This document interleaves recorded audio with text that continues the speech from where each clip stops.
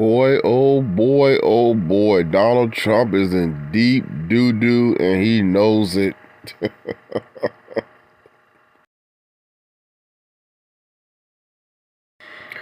The funny thing about it is Donald Trump always in deep doo-doo. He was in deep doo-doo when he was running for the election with all the convictions and stuff.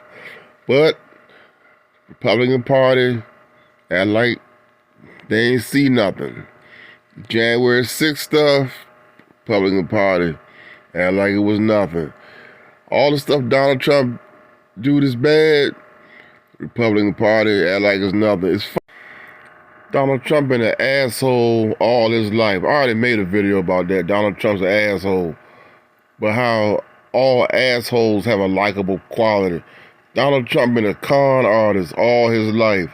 All the business deals he done had done went bad. All the bankruptcies. What else? Saying that Russia attacked, Ukraine attacked Russia. Just one lie after another. Saying he's gonna start the war with Russia and Ukraine on day one. One lie after another. And the Republican Party act like they ain't see nothing. Just praising Vladimir Putin, the dictator. And it's funny how the one thing you're not even thinking about is what got you. Blaming DEI for all the plane crashes. You see all the plane crashes since you fired people. There's been more plane crashes this year than I ever remember. Firing all the qualified people for their jobs and hiring the worst people to come and replace them. Bringing in, what's his name? Elon Musk. That bullshit Doge crap. Let them tear stuff up. All that stuff you was doing, and the Republican Party was acting like they had blinders on.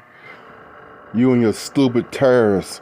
One week we got terrorists, next week we gonna not have terrorists. You know, you're doing all this stuff, all this diversion stuff, and you're not fooling anybody. Pardoning all the bad people that did that January 6th stuff, that was fighting the police. I mean, this is the most corrupt party. This is the most corrupt party in history.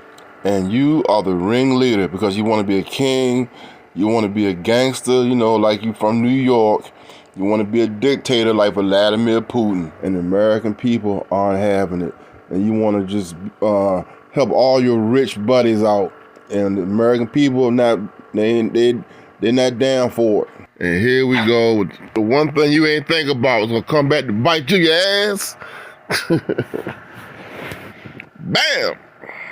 It's funny how the thing you never think is gonna piss them off. And it's the Epstein case. And that's what Donald Trump was saying. Why are we talking about this? It's bull crap. Well, Donald, it ain't bull crap when you're talking about messing with children. That's the thing that got you. And my man right here, Lawrence O'Donnell, he been telling it like it is ever since you've been in office. Check him out. Tonight on this program, for the first time, you are going to hear the words Trump and stupid in the same sentence, but not in the order you might expect. Not in the way you have heard those two words used on this program many times before. Because today is the day when Donald Trump finally said something that, now that he's actually said it, kind of seems inevitable. It is an historic turn for Donald Trump. It is a brand new use of the word stupid by Donald Trump. And it is the most important Trump usage of the word stupid ever.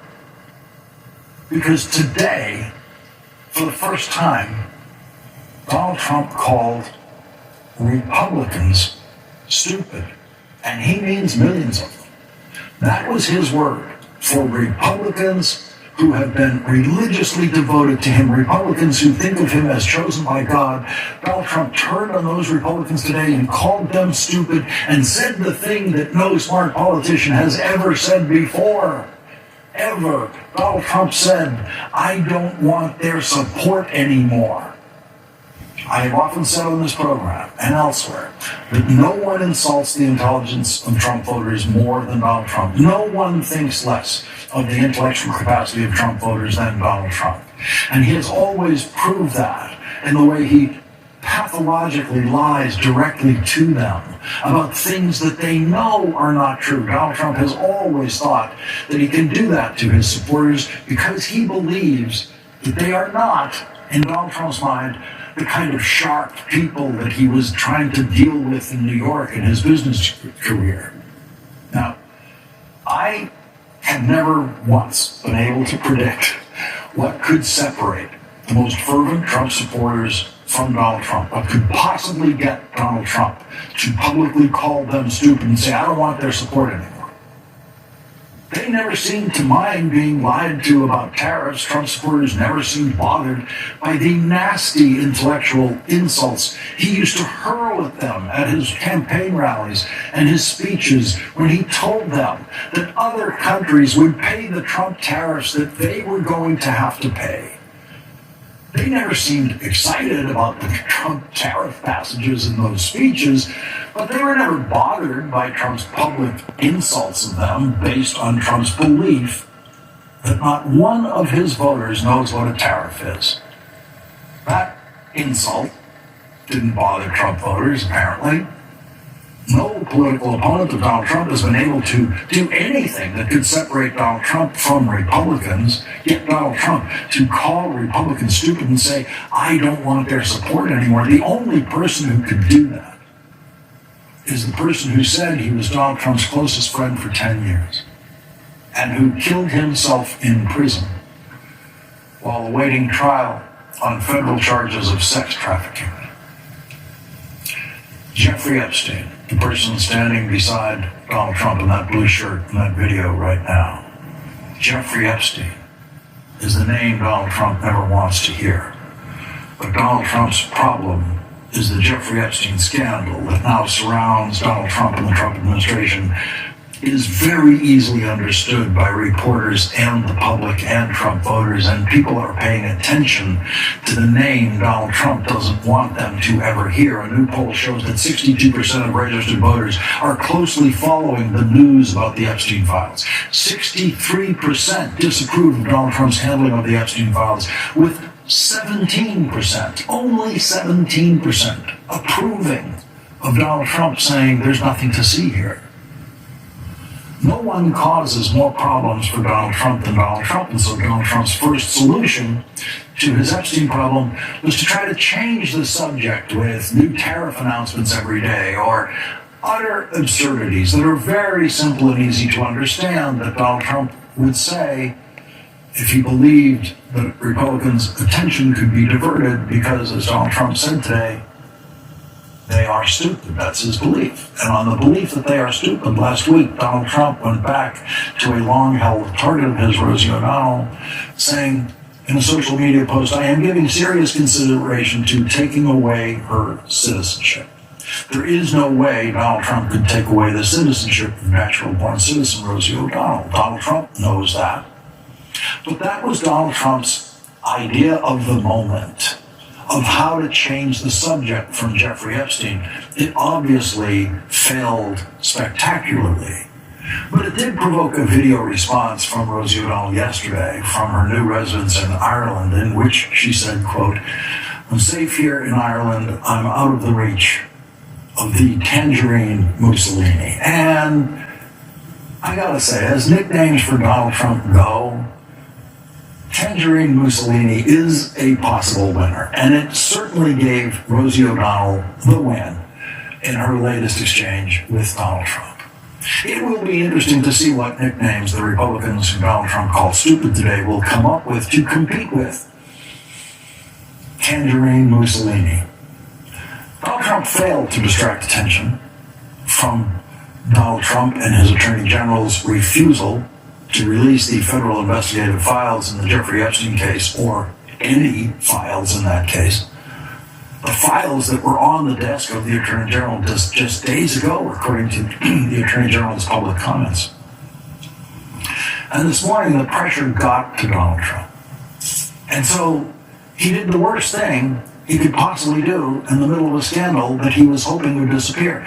He wrote a long social media post about the scandal, about the Epstein files. Donald Trump gave the story much more fuel today, and he kept doing it all day, which is exactly the opposite of what a smart person would do in Donald Trump's position. And once again, Donald Trump distinguished himself as the vulgarian that he is in the presidency by using profanity in his written public posting, and for some reason putting the profane word in quotation marks in that weird way Donald Trump randomly and incorrectly uses quotation marks.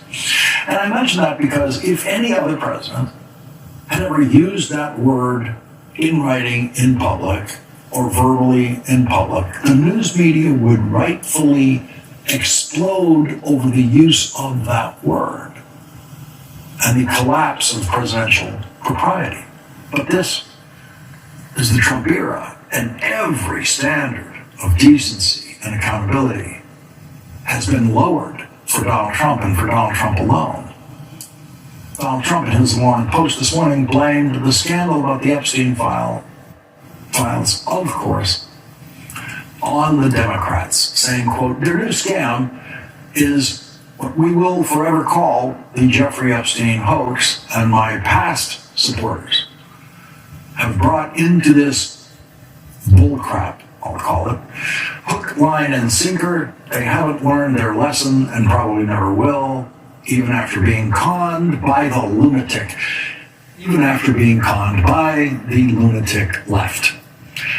Donald Trump ended that social media rant against Republicans, saying all these people want to talk about, with strong prodding by the fake news and the success-starved Dems, is the Jeffrey Epstein hoax. Let these weaklings continue forward and do the Democrats' work. Don't even think about talking of our incredible and unprecedented success, because I don't want their support anymore. Weaklings. Donald Trump is calling Republicans stupid weaklings. And as of today, he doesn't have the support of the people he calls stupid and weaklings. But it will take some time to know if Trump's loss of their support is permanent. Calling them stupid and weaklings probably won't help Donald Trump. Mr. President, I know you want to move past all this intrigue over the Epstein files, but I do want to ask you to clarify something you said this morning. You said this was all a hoax. Has your Attorney General told you this was a hoax? What evidence have you seen? It's not the Attorney General. No. I know it's a hoax. It's started by Democrats. It's been run by the Democrats for 4 years. You had Christopher Wray and these characters and Comey before him. And it's a bad group. It started, actually, look at the Steele dossier that turned out to be a total hoax. The 51 agents, the intelligence, so-called intelligence agents, it was a hoax. It's all been a big hoax. It's perpetrated by the Democrats, and some stupid Republicans and foolish Republicans fall into the net. And there you have Donald Trump's description of stupid Republicans and foolish Republicans. And he kept going. And said they want to talk about the Epstein hoax. And the sad part is it's people that are really doing the Democrats' work. They're stupid people. They're stupid people. He's talking about Republicans. And no, the sad part is not that we're talking about the Epstein files. The sad part is what happened to those little girls when Donald Trump's friend, Jeffrey Epstein, got his hands on them. Michael Flynn served 24 days as Donald Trump's first national security advisor before being fired by Donald Trump and then convicted of federal crimes for which Donald Trump, of course, pardoned him today. Michael Flynn wrote this on social media, addressed directly to Donald Trump. I hesitated to write this, however, with the utmost respect and deference to you for all you've withstood. Few know it better than me, what the deep state can do when they want to turn on a person. The Epstein affair is not about who killed him or if he committed suicide personally. I'm glad this known pedophile is dead, but neither is this a hoax. This issue goes beyond all that. There are millions of Americans who overwhelmingly voted for you to be our president, and we want you to be massively successful. No one more than me. All we want at this stage is for a modicum of trust to be reestablished between our federal government and the people it is designed to serve. That's all, period, exclamation point. An element that is of great importance surrounding this Epstein affair is the fact this man was a known pedophile, had a list of clients who represented the upper crust of society and likely did untoward things to children on his island, in his homes in New York City and New Mexico, and maybe elsewhere. He was convicted of it, regardless of what class of society abuses and commits crimes against children. It is never acceptable. This is where this argument went off the rails. It is not about Epstein or the left. It is about committing crimes against children. If there are leaks inside of our country that have committed crimes against children, shame on them. They must be held accountable. A sampling of Trump-supporting media today was not supportive of Donald Trump on the Epstein files. Alex Jones spoke directly and hysterically to Donald Trump on his program. You have put the gun in your mouth and ours collectively. Stop it. Stop it. Stop. Stop. Stop. For God's sakes, don't attack your constituents when they have morals and aren't robots. I was Donald Trump's closest friend for 10 years. Those are the words of Jeffrey Epstein. And Donald Trump doesn't want you to know that Jeffrey Epstein ever said that. Donald Trump doesn't want you to hear the audio recording of Jeffrey Epstein saying exactly that. And he said it in the first year of Donald Trump's first term as president, when Jeffrey Epstein was still very much a free man and 2 years away from being arrested on federal charges of sex trafficking, raping children, something Jeffrey Epstein had been doing for a very, very long time, and had already gotten in legal trouble for in the state of Florida years before Donald Trump became a politician. Donald Trump said again today that he just doesn't understand why anyone, especially his supporters, would still be interested in Jeffrey Epstein. It could be because Donald Trump said this years before he became a politician. I've known Jeff for 15 years, terrific guy. He's a lot of fun to be with. It is even said that he likes beautiful women as much as I do, and many of them are on the younger side. Donald Trump said that to New York Magazine in an interview for a profile of Jeffrey Epstein in New York Magazine. And in those days, Donald Trump was proud to say, I've known Jeff for 15 years, terrific guy, he's a lot of fun to be with. It is even said that he likes beautiful women as much as I do. There they are, doing their thing together. And as Donald Trump said about Jeffrey Epstein's beautiful women, quote, many of them are on the younger side. Donald Trump saw many of them at those parties that they were at together. Donald Trump saw how young they were. And Donald Trump was still proud to say, I've known Jeff for 15 years, terrific guy. Donald Trump doesn't want us talking about any of this. And a good rule of thumb for the news media in covering Donald Trump has always been to talk about whatever Donald Trump is hoping we don't talk about. It's not easy to choose what stories to present on a daily basis in the coverage of Donald Trump. It has never been easy. We all make those choices every day here and at other news organizations, and we all might make different choices on a given day. But the best choice is usually the one that infuriates Donald Trump the most. And if there is a story that Donald Trump really fears, like the Epstein story, then that should be the story that we focus on, as we will tonight, because only Donald Trump knows why he fears the Jeffrey Epstein story so much. I know that Jeffrey Epstein says that he was Donald's closest friend. I've heard him say it. And you will hear Jeffrey Epstein say exactly that in a moment. But I don't know anything that isn't already in the public record about Jeffrey Epstein's relationship with Donald Trump. But Donald Trump knows everything about his friendship with the terrific guy he described in New York Magazine. Donald Trump knows everything about his friendship with the guy who he said was a lot of fun to be with, and Donald Trump knows much, much more, and very possibly everything about the women who, as Donald Trump described them, were on the younger side. FBI investigation of Jeffrey Epstein would reveal about me nothing. Never met him. You know what an FBI investigation of Jeffrey Epstein would reveal about you.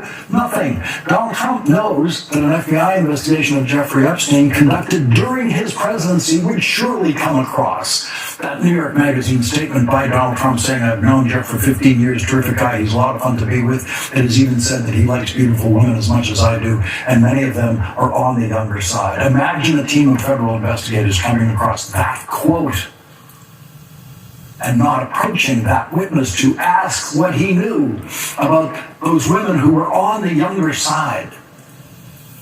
Was Donald Trump questioned by anyone at the FBI, or either generally or informally, during their criminal investigation of Jeffrey Epstein that led to criminal charges against Jeffrey Epstein during the Trump presidency?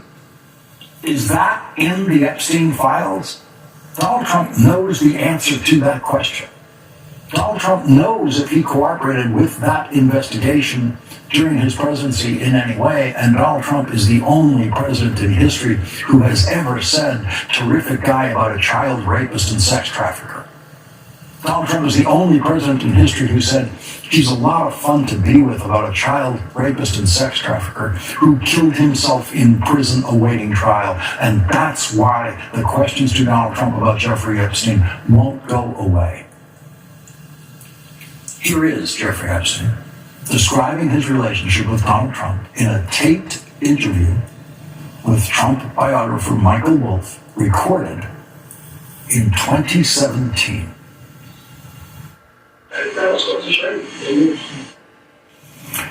And there it is, the voice from the grave, the last voice those girls heard before he raped them, the voice of Donald Trump's friend who he called a terrific guy.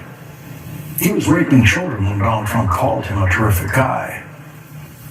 And so no, the questions will not go away, especially because Republicans who know how to surround Donald Trump with protection are keeping those questions alive. The in-over-his-head Speaker of the House knows how to protect Donald Trump and has done it before. Speaker Mike Johnson knows how to protect Donald Trump on the Epstein files, and today he decided not to protect Donald Trump. Speaker Johnson, like most Republicans who are now calling for release of the Epstein files from the Trump Justice Department, had it both ways, tried to have it both ways. When he spoke about it today during a podcast in the Speaker's office, he praised Donald Trump, saying he knows Donald Trump's heart is in the right place. But he also said the Epstein files should be released. He said, get it out there. It's a very delicate subject, but we should put everything out there and let the people decide. But Mike Johnson knows that Donald Trump doesn't want the people to decide anything about the Epstein files. He doesn't want them to see the Epstein files. And so, in his next breath, Mike Johnson, after just saying the worst thing that Donald Trump could hear today, of course, praised Donald Trump. When Epstein was involved, that was an unspeakable evil. We got to stand against it, not just in word, but in deed. And so we'll see what happens. Look, I do trust the president. I know his heart and head is in the right place. I don't question that at all. And I'm convinced they're going to sort this out. Was Donald Trump's heart in the right place when he was out in the town with Jeffrey Epstein, as we've seen in those videos? Was Donald Trump's heart in the right place when he said Jeffrey Epstein's a terrific guy, he's a lot of fun to be with? And was Donald Trump's heart in the right place about those women who he described as side? The House of Representatives came within one vote today of voting for the release of the Epstein files in a complicated procedure on the House floor, with 9 Republicans abstaining from the vote. 9 Republicans wanting to have it both ways. Not voting against Donald Trump and not voting for Donald Trump over the Epstein files. In an interview, Congresswoman Marjorie Taylor Greene said, quote, "It's a full reversal on what was all said beforehand, and people are just not willing to accept it." Marjorie Taylor Greene refuses to accept Donald Trump and Attorney General Pam Bondi's decision to block the release of the Epstein files. She said, "I don't accept it, and I don't think anyone else should accept it." Donald Trump is now trying to put all of the blame for sealing the Epstein files on his Attorney General. She's handled it very well, and it's going to be up to her. Whatever she thinks is credible, she should release.